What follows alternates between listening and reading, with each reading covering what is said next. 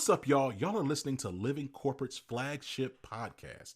If you didn't know, Living Corporate helps organizations build employee engagement and market trust through data analytics and data transformation, our e-learning platform, and brand marketing storytelling. We're so excited for you to be here today. The conversation you're about to hear is going to connect the dots between employee experience and go-to-market effectiveness. If you're not ready, get ready. Here we go.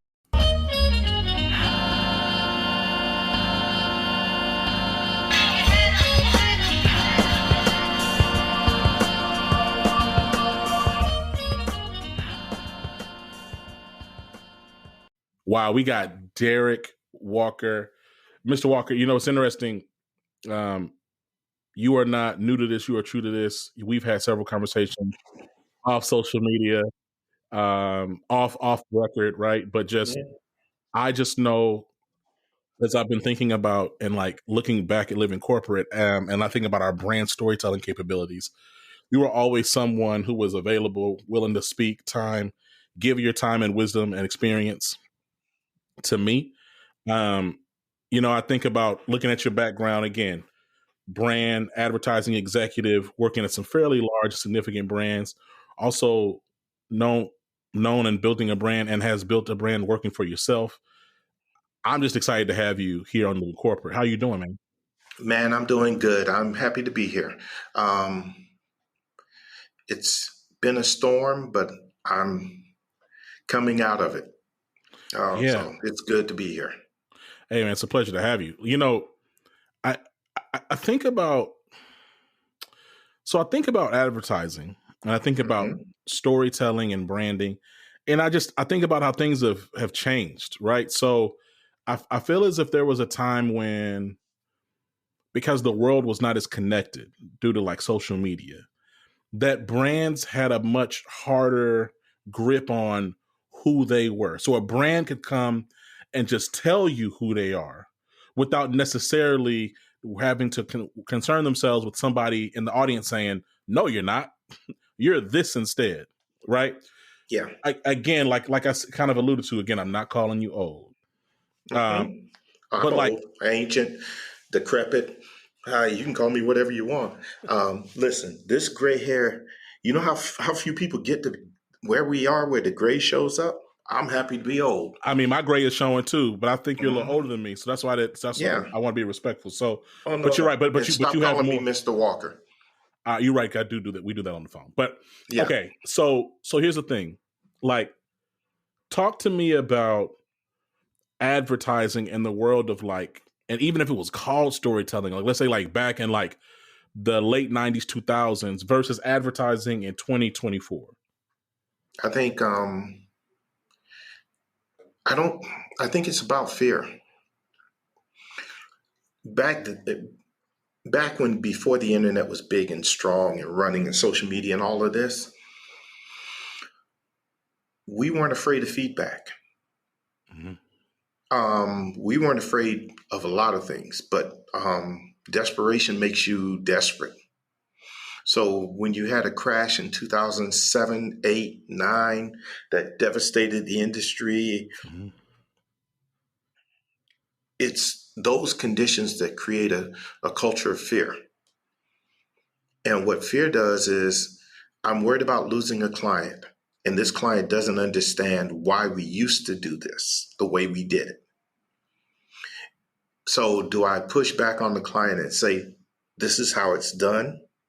Or do I acquiesce with the hopes of not losing the client? Or you see what I mean? Yeah. I think advertising hasn't changed.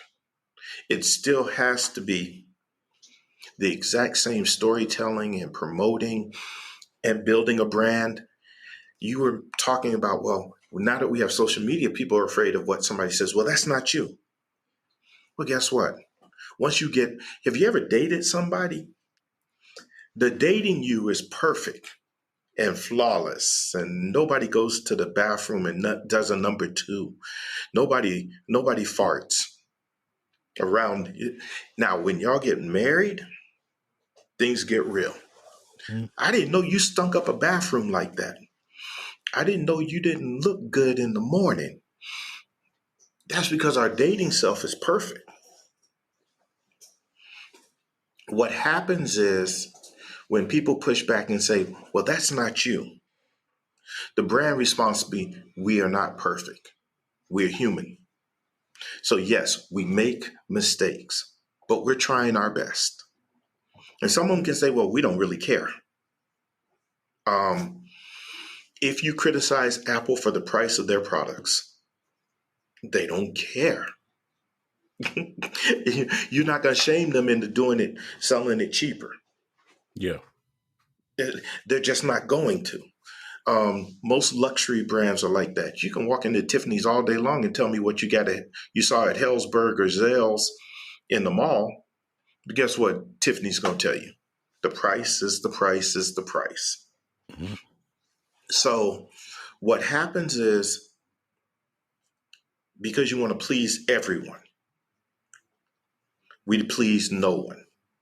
And we don't understand that especially today with social media, just because the people come on and complain, they're not your customers. Mm-hmm. Some of them will never be your customers. How do you want to do this? Do you want to spend time and energy on people who will never spend money with you? Or do you want to dial into the people who really believe in what you do and give them a reason, like Subaru and Volkswagen and Saturn? And I use cars because I'm a car guy. They used to build cultures. Saturn drivers didn't care that their cars were ugly. They were Saturn people. So, I could tell my friends who drove Saturns, man, your car is ugly. It's a Saturn, and it's me.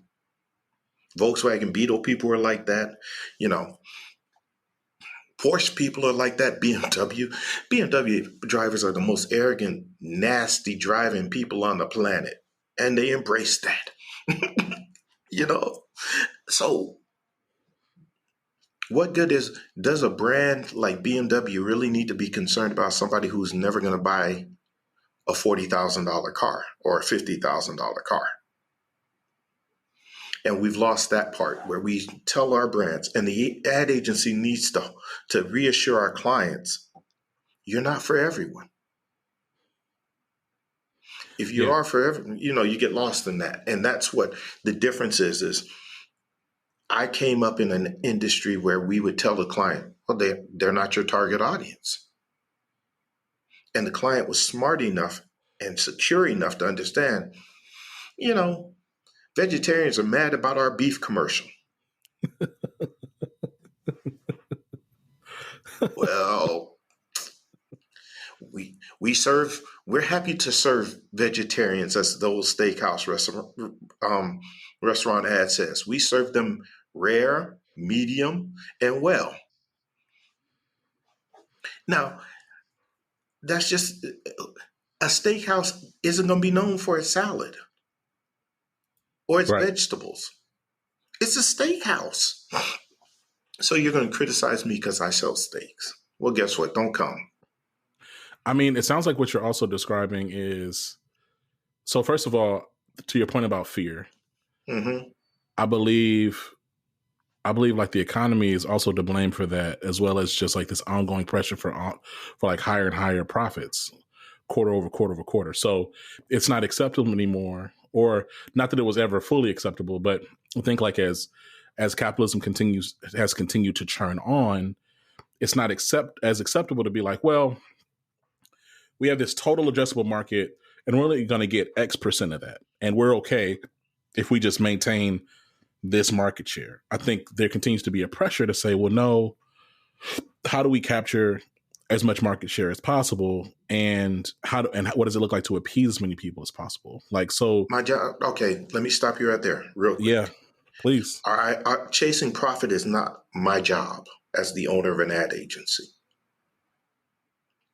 With following the holding company models for independent ad agencies is folly. Holding companies are investor tools. They're profit centers for investors. And the sad part is they're profit centers for investors who don't understand investing. When you get on the stock market, you can either win or lose. What we've done is we've rigged the game where everybody's always getting profit. As an independent, as a small or medium-sized agency owner, I will drive myself crazy following the model of a holding company agency. They're backed by more dollars. Their purpose is different from ours. If I do my job well and produce great advertising for my clients and make them money, then I can get profit. You have holding company agencies that do, can we curse on here? Shitty work. Yeah. Do shitty work, get the clients no benefit. But because of the relationship and how the compensation is built, they make profit. That is inherently wrong to me as to how we do business, because we're not holding company agencies. You and I are sitting in small rooms talking about this, and there's no board of directors we got to answer to, no shareholders going to come down and swoop and beat us up. That's the freedom. So first, let's start there. Any agency that isn't owned by a holding company.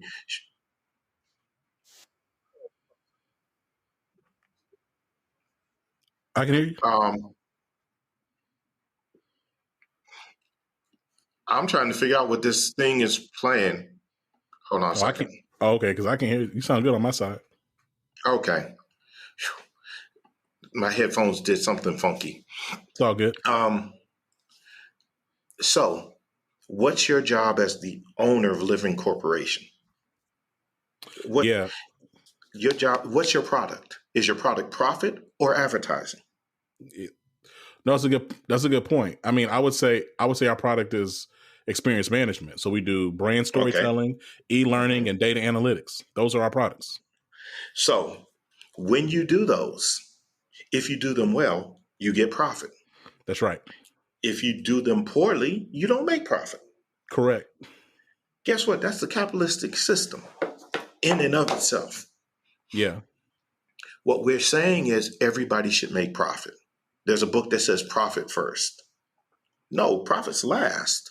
Yeah, profits last. You handle all your cost, and if at the end of the day, if you've paid all your bills and done everything you're supposed to do, guess what? That extra is profit. Correct. But now, if you're a smart business owner, and this is going to go too deep and down a rabbit hole, and I'm sorry for this. No worries. If you're a smart business owner and you're paying yourself the salary you want and you can live off of, and all of your people are paid, all your bills are covered at the end of the month, every month, right? Right. But you make no profit. Have you failed? No, hell no. But that's not what we believe as business owners. We believe if you don't make profit, you haven't succeeded. I'm going home with the check I want. Yeah. My bills are straight up. Yeah. If you can and I mean, we make profit at Living Corporate, but for me, it's like, man, if Living Corporate pays all of its bills, my team gets paid, and then I get paid, then I'm winning, right? Yeah. Now imagine how that affects your relationship with clients if you're not driven by profit. If you can do everything you need to do and cover your bills, here's what we don't do that ad agencies used to do. The first 2 ad agencies I worked for, I interned at one and I worked at it. The first one had 5 years of contingency. They had 5 years of operating costs in the bank. The second one had 3 years of operating costs in the bank. No client can bully you then. You can lose any client and sustain your business for 3 years, 4 years, 5 years for the first one. Imagine what that does to your people when they know my boss has 5 years of my salary. They aren't going to fire me when they lose an account. How much braver are your employees? How much braver are you as a leader? How much better is the work when you're sitting across from a client that you know they can't hurt you. You're going to miss their money, Of course. but they ain't going to put you out of business. Right. Right. I totally agree with you. The economics, the economy drives a lot of what we have become. But it's poor business that all these agencies on the holding company side weren't stacking dollars. Yeah. In good times. I'm sorry, I grew up in the South, so I can say this. It's a biblical thing. 7 good years, 7 bad years. Word. In them 7 good years, you didn't eat well and throw everything away. You stored away because the 7 bad years were coming. Yeah. If these companies had been prepared with 1, 2, 3 years of operating costs in the bank and a commitment to that contingency fund, how many agencies would have laid off during COVID? See, we created this monster. Last week, Apple announced they were laying off people. And people went, whoa, Apple's laying off folks. Because Apple didn't lay no one off during COVID. Why? Because Apple's sitting on what, like 300 million? No, 300 billion, right? They're sitting on 3 billion. They're sitting on cash. Apple's like, oh, y'all can crash all day long. We're going to be right over here just chilling. Why don't we follow that example on running a business? Put money in the bank for the business. Now, when I'm sitting across from a client and they go, well, I don't like what you're doing. Well, I'm telling you the truth, and I'm trying to give you the best service I can give you. And if you want to go somewhere else, bye. Yeah, I think also, like, you're speaking to just a principle of courage that I don't know if it just exists in corporate America, period. And I do believe that, like, so again, like back to this fear piece, 100%, like, people be afraid. People are scary, right? They're scared to say no. They're scared to push back. They're scared to. But why are they afraid to say no? Well, going back to what you said, what you just said, a lot of these organizations are cash poor and or just greedy. It's both. It's both. They might be cash poor and greedy, right? So then the other thing you said, though, that I think is really interesting is, okay, hey, yo, that Saturn is ugly. It's like, yeah, but they're Saturn. That's me. Man, that Jeep is whatever. But, I'm a Jeep person. I remember when I was a kid, my family members being like, oh, I'm a Ford person, or I'm a this, like, one about just kind of sticking to car brands. I remember literally, like, people with Macs of us had a certain, like, the Mac desktops with the color background. Like, those are the different, everything. There was a style and vibe to everything. Like, there wasn't like this washed over sameness across products or product experiences. And I think even though the internet was not the internet as it is today, like, those products, they built and birthed their own organic communities to, like, right. So Saturn was a community of people, and they all had like a shared, either spoken or unspoken way of just engaging and moving around because of the product they all participated in. I'm curious, like, what do you think about the role that community building plays today with products and product advertising? Like I feel like, was that, am I overstating the prevalence of that? Okay, I think and what is that? And my bad. And the last, the part B to that is, and what does that mean to, like, carry it forward now? I think we tend to look back on things and think that they're no longer effective. But a community will hold you through bad times as a product. Okay. If I'm a Ford person or a Chevy person, even during down times, guess what I'm driving? Guess what I'm buying? What happened is, we thought that there's so many disposable customers, the brands did, that they didn't have to build communities. That's not, communities went away on purpose. Communities were killed. I mean, and not in a bad way, but they destroyed the community because they were like, Well, they're more customers. Mm. Those same agencies that helped build those communities that we celebrate in the past, right? Yeah.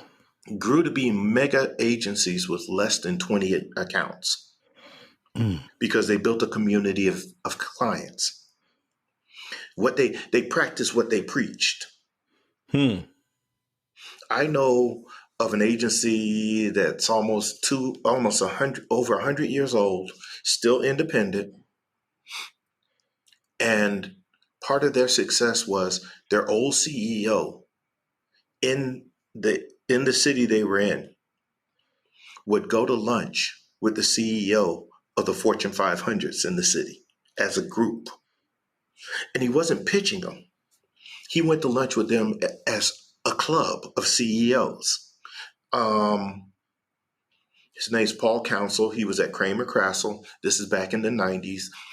Master Lock, Sub-Zero Refrigerator, Case Construction Equipment, Fiserv Financial Services, which now has blown up. Briggs and Stratton, Harley Davidson.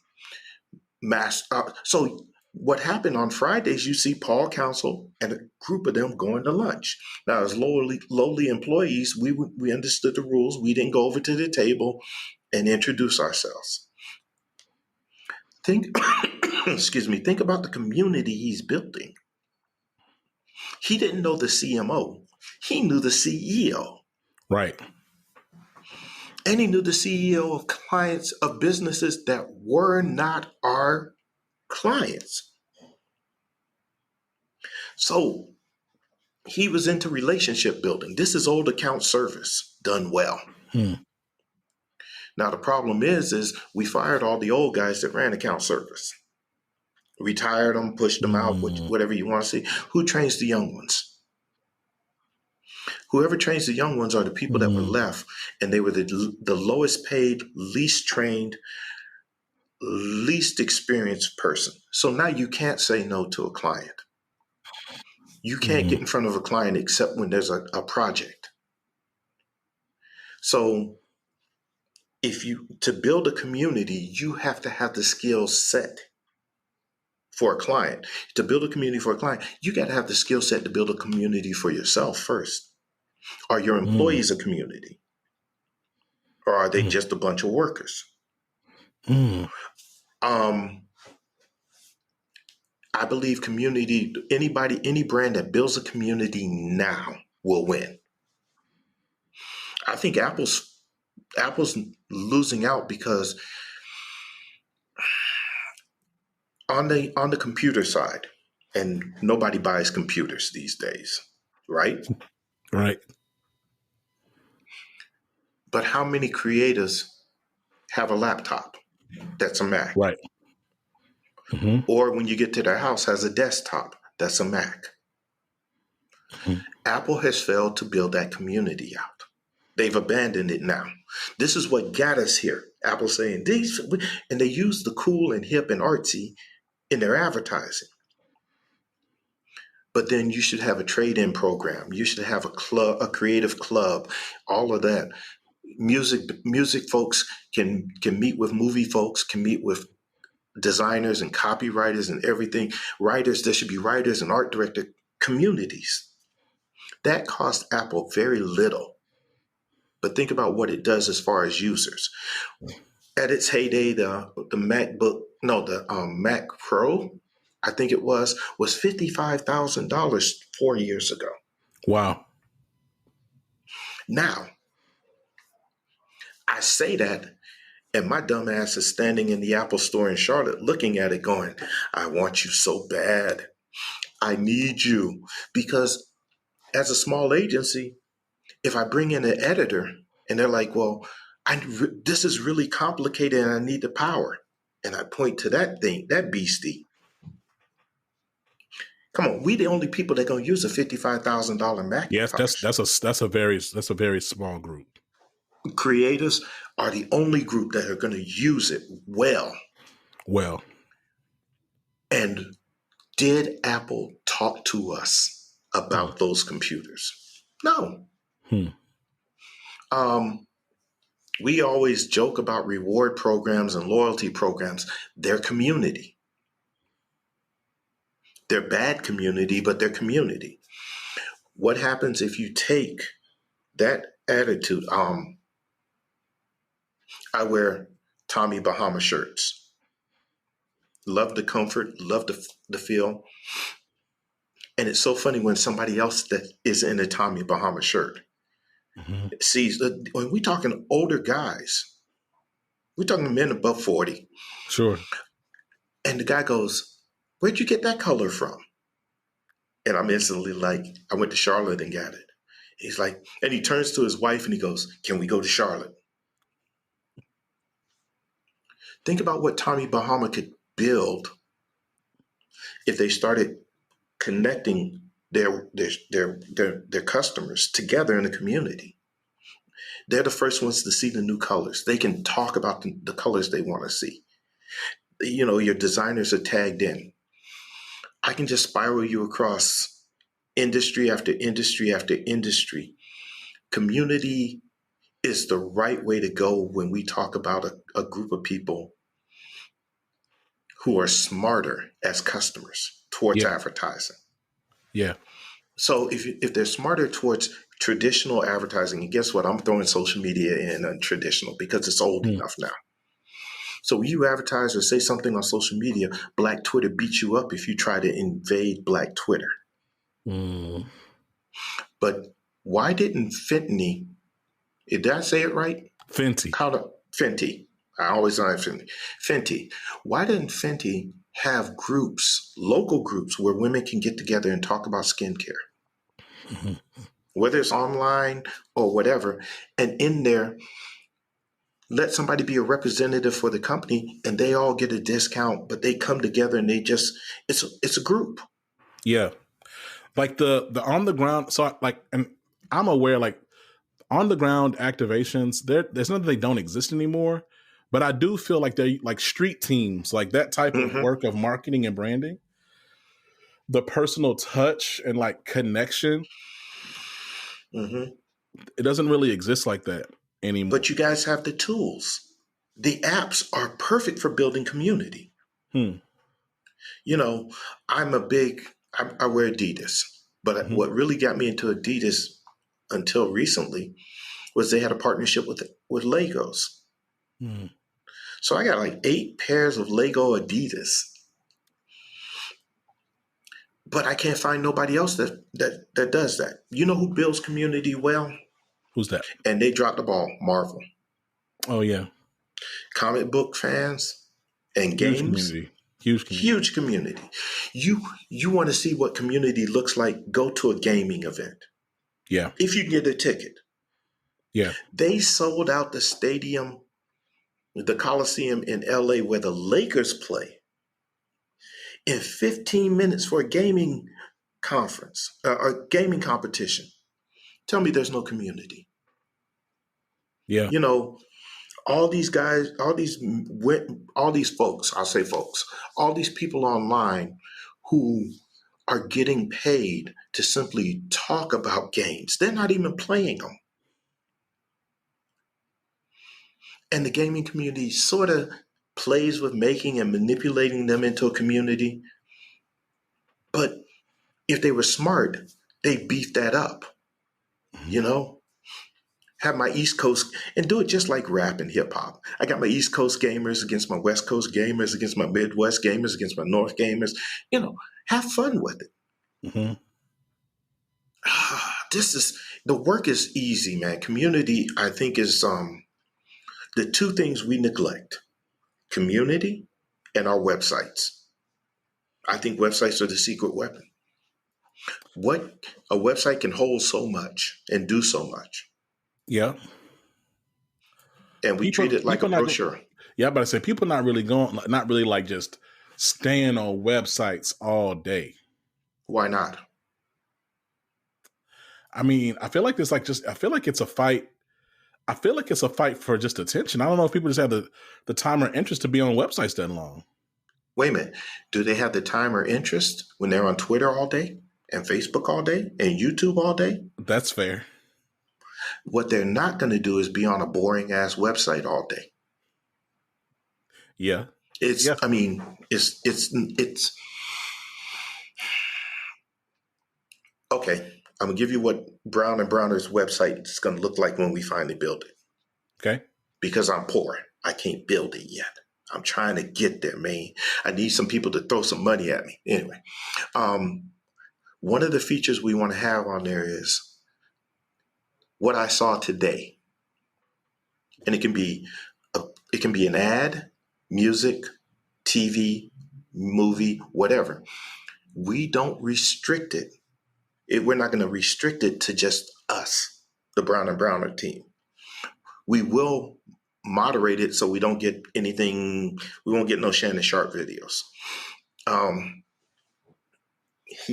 I can't have pornography on my website. No, that's crazy. That's crazy. But so we'll moderate it. But imagine if you can come on there and go, I saw a cool ad today, or I heard a cool song, and you record it. It comes to us. We moderate and make sure it's cool, and then we put it out to the world on our website. And you're talking about creative and community and conversations, and let people talk about it. Then what we haven't done is made websites interesting. We hadn't even cracked the surface on what a website could be. So to your point, nobody wants to be on it. What if they can watch us work? It's boring as all get out, and that would be freaking funny. What if you did videos that are commercials for your agency? Yeah. What if, the thing is we look at a website and go, digital brochure. Well, shit, I barely read a printed brochure.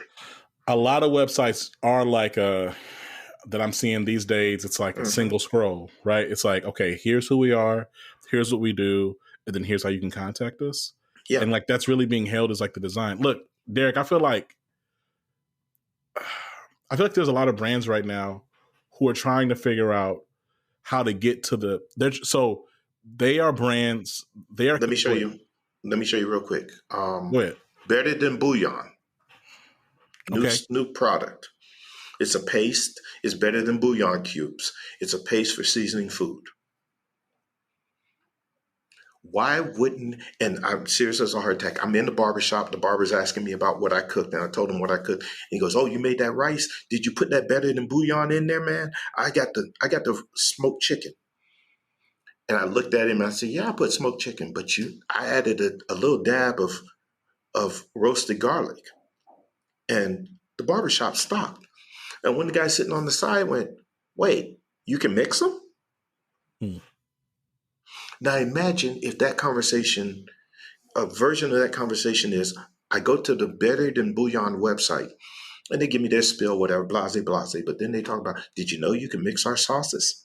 These are the combinations. What combinations work best for you? Come on, folks that are already buying their product are going to come on and go, well, I use a dab of this and a dab of that. They're going to share. And I mean, I think that's what most brands, I do believe most brands want that. I think they want customer engagement and excitement. They want to, first of all, have the trust from their customers enough to use their products, obviously. And then two, they want them to be excited enough about the products that they purchase from them to actually like share and talk about it. And and then to insight other other buyers, either existing customers to like deepen and expand their product purchasing experiences, or to attract new customers altogether. I think my question to you is like, if you're looking at the market today and you're looking at like just the current state of advertising and companies, what like 3 points of advice would you give to organizations who are saying, man, we want this. We want to build community. We want a brand. We want the right activations. We want an engaged, trusting customer base. Like, what points of guidance would you give to them? And I need this one written down. This is a good question, but I need this one written down. It's a long question. My fault. What points of guidance would you give to leading organizations? Let's just start there. learn to fail. Be open to failing. That's the first thing, because everything ain't gonna work. Mm-hmm. And be able to kill off the ugly sibling. If you fail at that, learn from it, understand why you failed, and go on to the next thing. So you got to be willing to fail, mm-hmm. because out of failure comes learning, and out of learning comes success. So you got to learn to fail. Be afraid, but don't be fearful. I'm afraid of failing, but I don't fear failing. Difference. I'm afraid of failing, so I do as much as I can to avoid it. But fearing failing means I don't even try, because I'm going to avoid the opportunity to fail.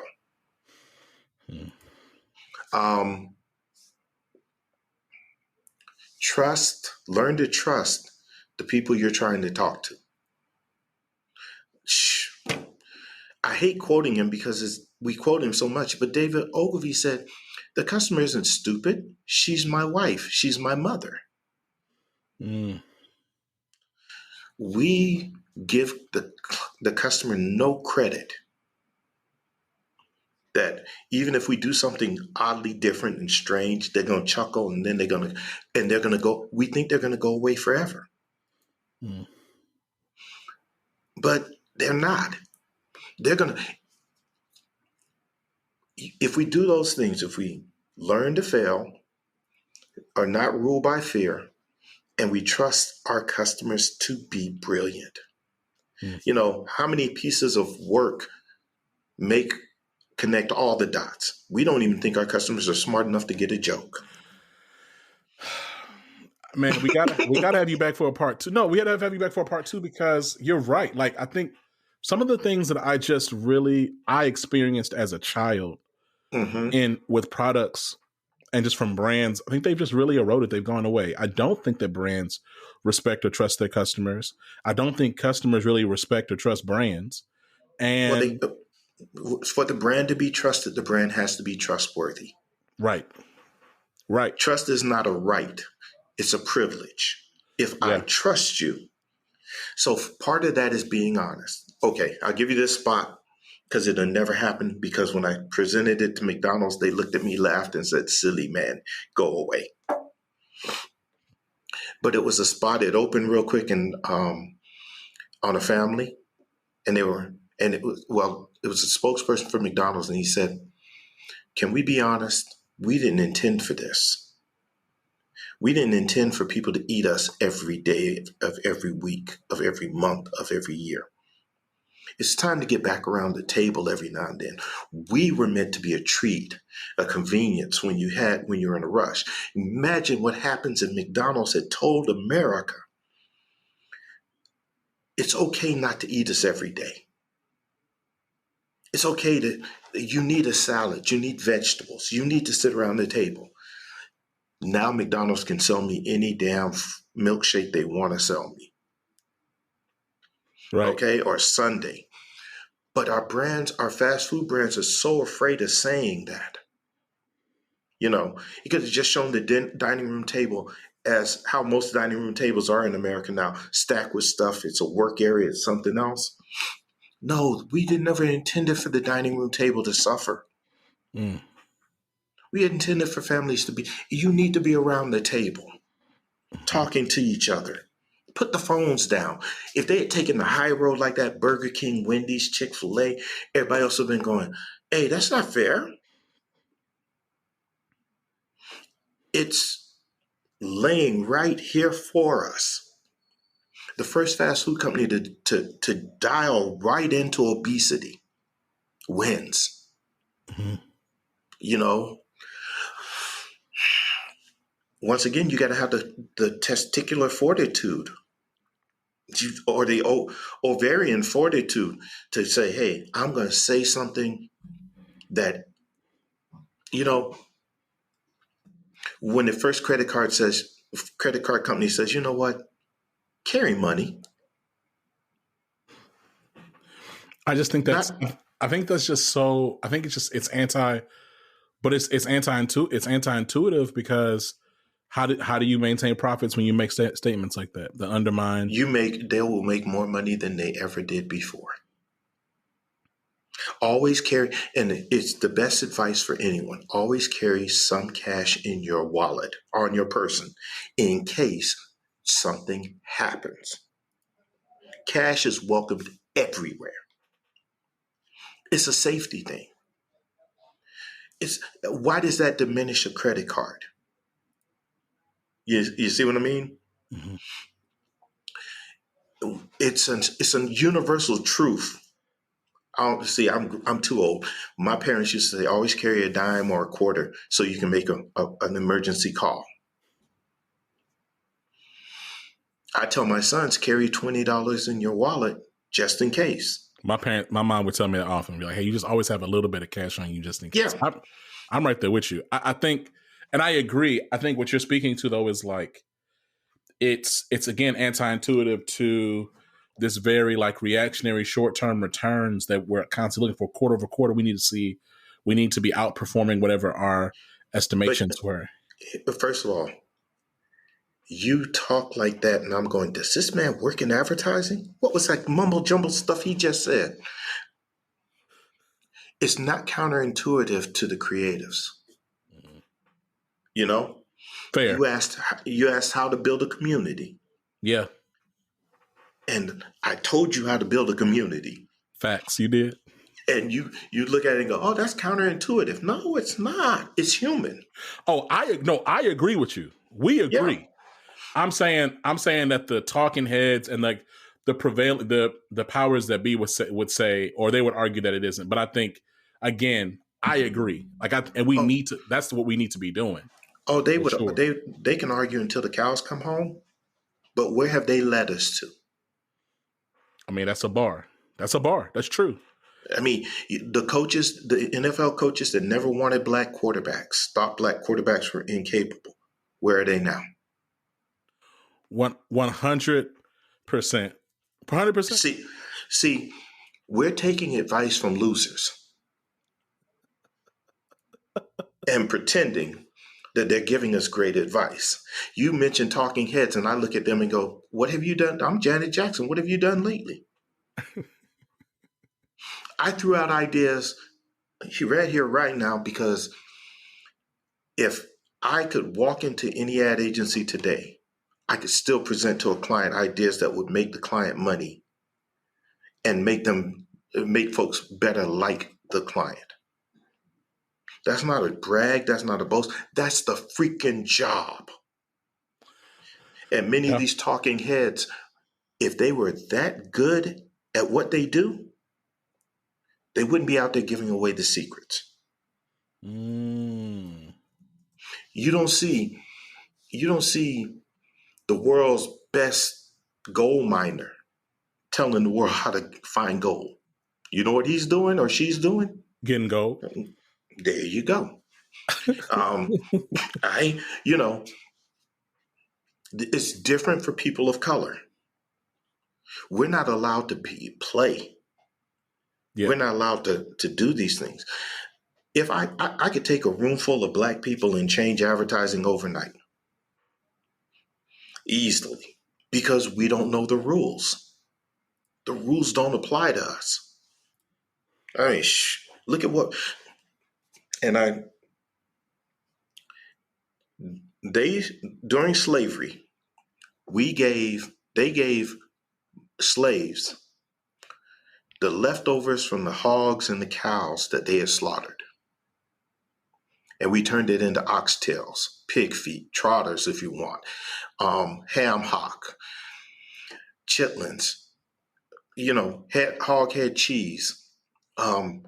Actually, and this is something very few people know, ribs are throwaway. They were throwaway meats, and there's so little meat on them after you carve away most of the meat. There's just meat between the bone and around the bone. And then, so you gave that to a group of slaves, and they turned that into cuisine. You can't mess with us. I mean, you can, but until we recognize our power, our creative power. They took old songs, hip hop took old songs and turned them into what? Yeah, you know. Yeah, I mean, there's a degree of indomitability that comes from black and brown, from black culture, and then more broadly, like historically marginalized peoples. Mm-hmm. Like Derek, man, like I appreciate you. Like before we let you go, Mm-hmm. where can people learn more about you? Where can they support you? How can they support you? I'm on Twitter and LinkedIn, Derek Walker. I'm not on a website yet because, once again, I got caviar dreams and I got baloney money. They can support me by coming on social media and helping and just talking. Well, I mean, we have conversations. I'm accessible through there. And if anybody wants to talk to me, once they hit me up there, I give you my email, my phone number. I don't put it out publicly because I will never be on another Indian call list. I know what you mean. Good Lord, the spam you get. But anyway, I appreciate you having me on here. And we have got to do this again. We're going to do it again. Like I said, we got to get a part 2 because I want to talk a little bit more. I want to go deeper on this whole, on building customer trust, building market trust, and where brands need to and have to shift as we get into this next age of work, especially with generative AI continuing to be such a prominent point. Look, it's been Derek Walker. Let me tell you this real quick on that. So this can leave with this because you pissed me off with that word. Okay. Generative AI will never replace well-trained talent. It won't. Yeah. My dad used to say this and I didn't understand it. And it took me years to understand it. The creation can never explain the creator. Because he was always talking about there are people that want to explain God, but they are not God. The same with the computer and artificial intelligence. We put the word artificial in front of it because it's not natural. So if we can't explain human beings, how do we think we can create a machine that can explain human beings? We'll talk, but I'm sorry that we'll circle back around to it. I just am a fan of the human mind. And I think the human brain is such a marvelous tool that I don't think anyone's smart enough to duplicate it. They just aren't. And duplicating it isn't making one. That's copying. And who are you copying? Each one of us thinks differently. So you're going to build something that replaces all of us? We got to talk about it. We got to talk about it because, and I keep trying to get you up out here. So literally, we got to talk about it because there is a point of view, and obviously, when you look at the marketing, when you look at valuations of these generative AI organisms, these companies, that generative AI is like this all-encompassing thing that can build and ideate from nothing. So that's going to be part of our part 2. But in the meantime, it's Derek Walker, branding executive, speaker, consultant, and just crazy all man. Crazy man, and a solid brother, man. Derek, yes, sir. Thank you. We got to talk soon, man. Peace. We shall. All right. Have a good one. Thank you. Living Corporate is a podcast by Living Corporate LLC. Our logo was designed by David Dawkins. Our theme music was produced by Ken Brown. Additional music production by Antoine Franklin for Musical Elevation. Post-production is handled by Jeremy Jackson. Got a topic suggestion? Email us at livingcorporatepodcast@gmail.com. You can find us online on Twitter, Facebook, Instagram, and living-corporate.com. Thanks for listening. Stay tuned.